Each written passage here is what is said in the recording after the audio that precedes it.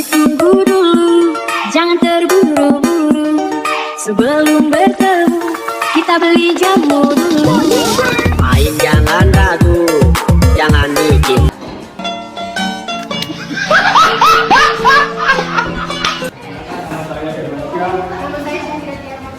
Saya Jihani Mira.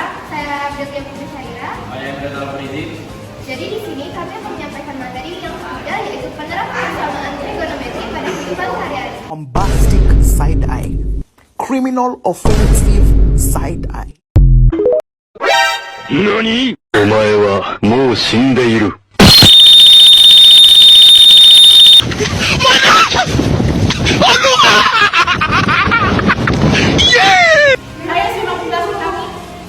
Apa sih trigonometri itu?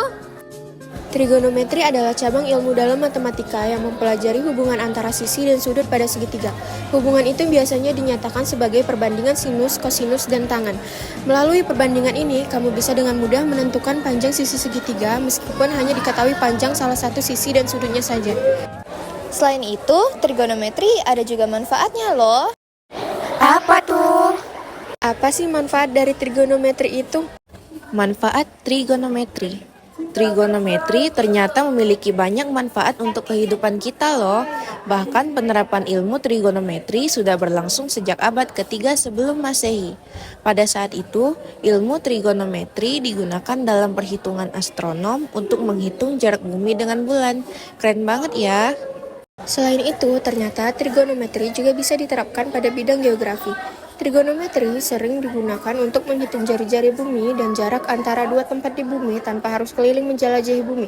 Sangat praktis, bukan? Selain itu, ada juga contoh penerapan trigonometri dalam kehidupan sehari-hari. Contoh penerapan trigonometri dalam kehidupan sehari-hari. Yang pertama, dapat mengukur ketinggian pohon tanpa harus memanjatnya. Caranya dengan memanfaatkan sudut elevasi pandangan mata terhadap pohon tersebut. Yang kedua, dapat mengukur ketinggian gedung dengan konsep yang sama seperti poin sebelumnya. Yang ketiga, dapat mengatur kemiringan jalan atau jembatan sehingga tidak membahayakan pengguna.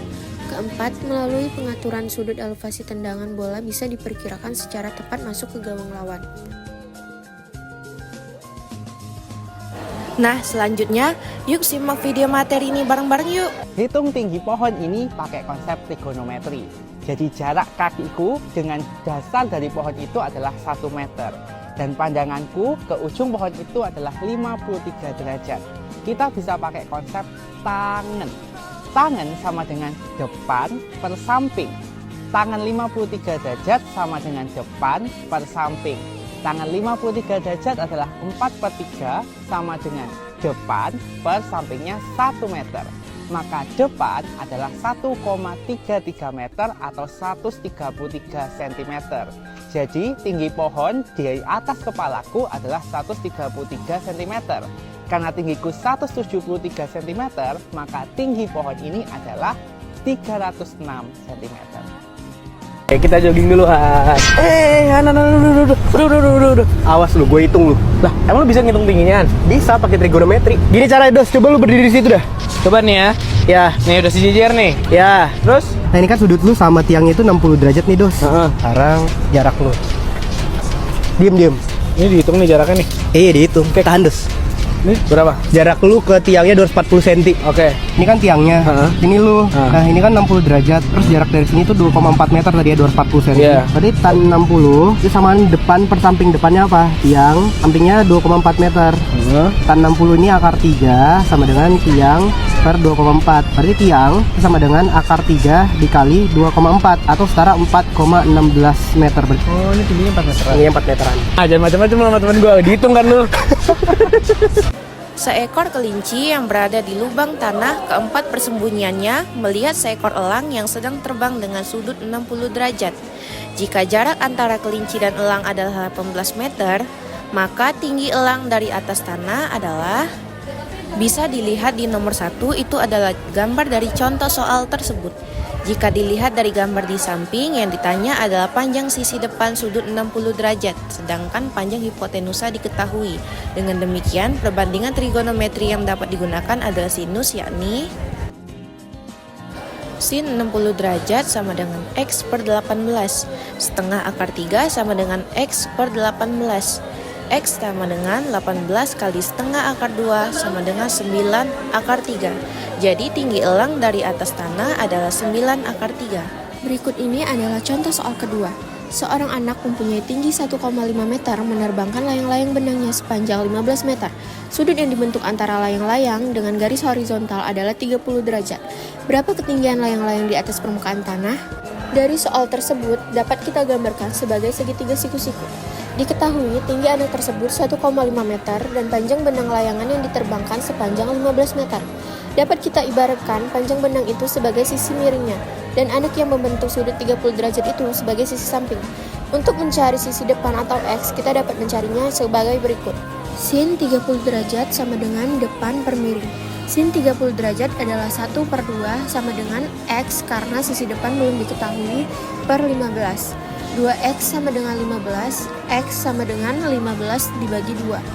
Hasilnya adalah 7,5. Jika kita sudah menemukan X, kita dapat menemukan sisi depan dengan menambahkan X dengan tinggi anak. 7,5 ditambah dengan 1,5 meter. Dengan begitu, ketinggian layang-layang di atas permukaan tanah adalah 9 meter. Berikut ini adalah contoh soal yang ketiga. Seorang anak yang memiliki tinggi badan 155 cm terukur sampai ke mata, terdiri pada jarak 12 meter dari tiang bendera. Ia melihat puncak tiang bendera dengan sudut elevasi 45 derajat. Tinggi tiang bendera itu adalah, dengan menggunakan konsep tangen diperoleh tan 45 derajat sama dengan BC per AC, BC sama dengan AC kali tan 45 derajat, BC sama dengan 12 dikali 1 sama dengan 12. Tinggi bendera atau T adalah jumlah dari panjang BC tiang. Lalu diperolehlah tinggi anak itu, yaitu T sama dengan 12 ditambah 1,55 sama dengan 13,55 meter. Jadi tinggi tiang bendera tersebut adalah 13,55 meter. Seorang arsitek sedang merancang atap segitiga untuk sebuah bangunan. Sisi segitiga memiliki panjang 10 dan sudut atapnya 30 derajat. Hitunglah panjang miring atap tersebut. Menggunakan fungsi sinus, kita dapat menghitung panjang miring H dengan rumus H sama dengan sisi segitiga per sin 30 derajat. H sama dengan 10 per setengah. 10 dibagi dengan setengah adalah 20 meter. Jadi panjang miring atap tersebut adalah 20 meter. Contoh soal, seorang pengemudi mobil melihat menara tinggi sejauh 100 meter dengan sudut elevasi 30 derajat. Hitunglah tinggi menara tersebut. Tangen sama dengan tinggi menara per jarak ke menara. Tangen 30 derajat sama dengan tinggi menara per 100 meter. Tinggi menara sama dengan 100 meter dikali tangen 30 derajat. Tinggi menara sama dengan 57,74 meter. Contoh soal ke-6. Diva ingin pergi mandi tetapi air tidak keluar. Ia menduga ada kerusakan pada toren. Ia pun memanggil Handi untuk memperbaiki toren miliknya. Handi membutuhkan sebuah tangga untuk mencapai toren tersebut. Dapat dilihat pada gambar di samping. Ia meletakkan patokan pada jarak 1,6 meter dari tiang toren dan terbentuk sudut elevasi 60 derajat. Cos 60 derajat sama dengan 1,6 per X. X sama dengan 1,6 per cos 60 derajat. Jadi 1,6 dibagi dengan 1/2. Hasilnya adalah 3,2 meter. Jadi, tangga yang diperlukan Handi untuk mencapai toren adalah sepanjang 3,2 meter. Contoh soal ke-7. Dari ujung-ujung landasan pacu Bandara Kuala Namu yang sedang dibangun horizontal, tampak puncak suatu bukit yang dilihat dengan sudut elevasi 53 derajat dan 14 derajat. Jarak ujung landasan yang lebih dekat sepanjang lereng bukit adalah 870 meter. Jika sin 53 derajat adalah 0,8 dan tan 14 derajat adalah 0,25, maka panjang landasan pacu tersebut adalah, dapat dilihat contoh gambar di samping. Karena sin 53 derajat adalah 0,8 sama dengan 4/5, maka tan 53 derajat sama dengan 4 per akar 5 kuadrat dikurang 4 kuadrat. Hasilnya adalah 4/3. Pada segitiga ABD, panjang AD dapat ditentukan dengan menggunakan tangan, yaitu Tan 53 derajat sama dengan AD per AB. AD sama dengan AB dikali tan 53 derajat. AD sama dengan 870 dikali 4/3 sama dengan 1160 meter. Pada segitiga ACD, panjang AC dapat ditentukan dengan menggunakan tangan, yaitu tan 14 derajat sama dengan AD per AC. AC sama dengan AD per tan 14 derajat. AC sama dengan 1160 per 0,25 sama dengan 4640 meter. Dengan demikian BC sama dengan AC dikurang AB sama dengan 4640 dikurang 870 yang menghasilkan 3770 meter. Jadi panjang landasan pacu tersebut adalah 3770 meter. Diketahui, seseorang yang berada di atas mercusuar dengan tinggi 45 akar 3 meter sedang mengamati sebuah objek di bawahnya dengan jarak antara objek dan mercusuar sejauh 135 meter. Sudut depresi yang terbentuk adalah, bisa dilihat ini adalah gambar dari soal nomor 8. Besar segitiga ABC sama dengan sudut alfa derajat karena saling berseberangan. Dengan menggunakan konsep tangan diperoleh tan alfa derajat sama dengan 45 akar 3 per 135 sama dengan 1/3 akar 3. Diperolehlah A derajat sama dengan 30 derajat. Jadi sudut depresi yang terbentuk adalah 30 derajat. Diandra ingin membuat sebuah lemari yang tingginya seukuran dinding kamarnya. Jika tinggi badannya adalah 150 cm dan satu lantai 60 cm, maka kita kalikan 2 sehingga mendapatkan 120 cm. Berapakah tinggi lemari yang dapat dibuat? Tan alfa sama dengan X karena belum diketahui per 120 cm. 120 cm didapat dari 2 kali 60 cm, maka dapatlah 120 cm. Tan 45 derajat sama dengan X per 120 cm. 1 sama dengan X per 120 cm. Maka diperolehlah X sama dengan 120 cm. Contoh soal selanjutnya. Seorang siswa akan mengukur tinggi pohon yang berjarak 4 akar 3 meter dari dirinya. Antara mata dengan puncak pohon tersebut terbentuk sudut elevasi 30 derajat. Jika tinggi siswa tersebut terukur sampai mata adalah 1,6 meter, berapakah tinggi pohon? Dapat dilihat pada sketsa gambar yang di nomor 1. Misalkan X adalah tinggi pohon, terhitung dari titik yang setara dengan mata siswa itu, dengan menggunakan konsep tangan diperoleh tan 30 derajat sama dengan X per 4 akar 3. X sama dengan 4 akar 3 dikali dengan tangan 30 derajat, sama dengan 4 akar 3 dikali 1/3 akar 3. Hasil dari 4/3 dikali 3 adalah 4 meter. Tinggi pohon atau T didapat dari jumlah X dengan tinggi siswa yang terhitung sampai mata, yaitu T sama dengan 4 ditambah dengan tinggi siswa adalah 1,6. Hasilnya adalah 5,6 meter. Jadi, tinggi pohon tersebut adalah 5,6 meter. Soal selanjutnya. Dalam mengisi hari libur sekolah, Jessica mengunjungi rumah nenek yang terletak di dataran tinggi, yaitu Desa Bojong. Ia pergi diantar oleh ayahnya dengan menggunakan mobil. Ia berangkat dari kota Tegal menuju kota Slawi dengan melalui jarak sejauh 10 km, sepanjang 2 km dari kota Tegal. Jalan menanjak dengan sudut kemiringan 12 derajat. Sedangkan jalan kota Slawi ke Desa Bojong menanjak sejauh 3 km dengan sudut kemiringan yang sama. Jarak kota Slawi dengan Desa Bojong adalah 12 km, seperti tampak pada gambar berikut. Diketahui, sin 12 derajat adalah 0,20. Cos 12 derajat adalah 0,97, tan 12 derajat adalah 0,21. Pada nomor 1, perhatikan segitiga siku-siku pada bagian yang diberi kotak. Diketahui bahwa panjang sisi miring pada segitiga siku-siku tersebut adalah 2 km. Untuk mencari panjang sisi tinggi H, gunakan perbandingan sinus. Sin 12 derajat sama dengan depan per miring. 0,20 sama dengan H per 2.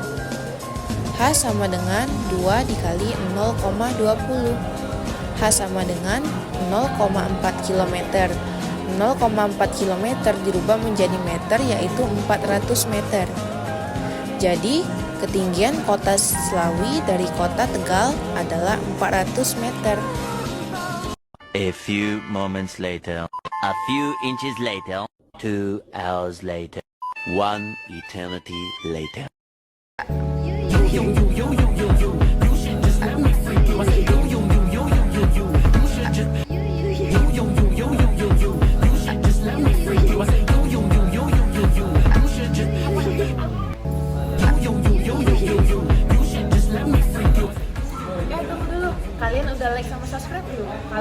Like sama subscribe ya.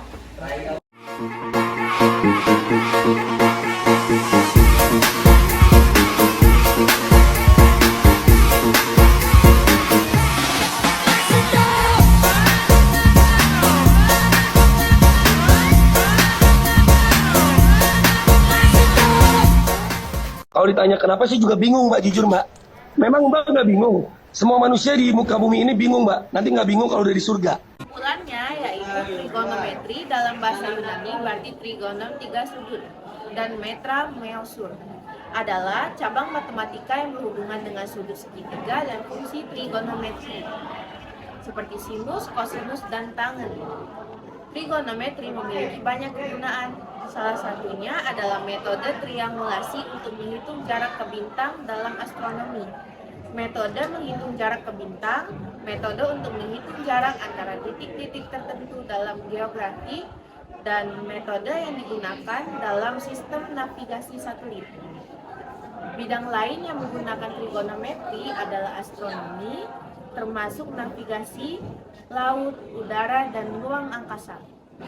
Teori musik, akustik, optik, analisis, pasar keuangan, elektronik, teori probabilitas, statistik, biologi, pencitraan, medis, farmasi, kimia, dan seismologi. Teori bilangan meteorologi, oseanografi, dan berbagai ilmu alam, survei tanah, dan geodesi. Arsitektur, biobiologi, ekonomi, teknik elektro, teknik mesin, teknik sipil, komputer grafis, kartografi. Fungsi trigonometri adalah sangat penting dalam sains, teknik, arsitektur, dan ilmu pengetahuan. Sekian. Kalian udah like sama subscribe belum? Kalau belum, aku hitung ya. 1, 2, 3.